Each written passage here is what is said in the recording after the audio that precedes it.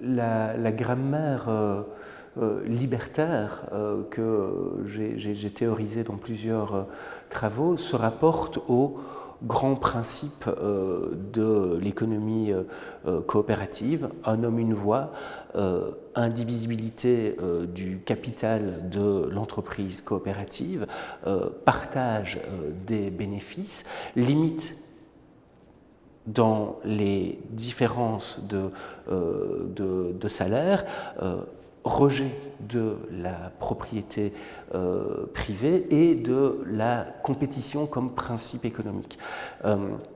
La grammaire libertaire, elle est celle-là, puisque au XIXe siècle à nouveau, le mouvement coopérativiste était très proche du socialisme libertaire.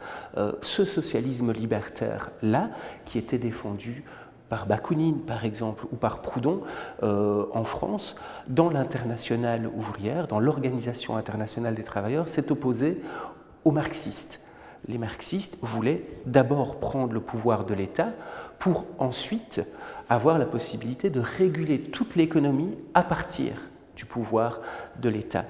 Le socialisme libertaire voulait également assurer une redistribution des richesses, mais sans faire d'abord une révolution pour prendre le pouvoir de l'État, en construisant localement les initiatives coopératives, en les fédérant toutes ensemble pour les organiser à l'échelon national, mais sans avoir besoin du pouvoir de l'État d'abord. On voit qu'aujourd'hui, c'est ce qui renaît également dans toute une série d'initiatives coopératives locales ou dans les zones d'autonomie à défendre. On s'organise de manière non capitaliste et on ne demande rien à l'État, ou en tout cas, on demande le moins possible. C'est là que je vois une grammaire libertaire dans les pratiques contemporaines, et cette grammaire, elle est fortement inspirée des mouvements anarchistes du XIXe siècle, je pense, qui étaient des mouvements, je le rappelle, c'est important,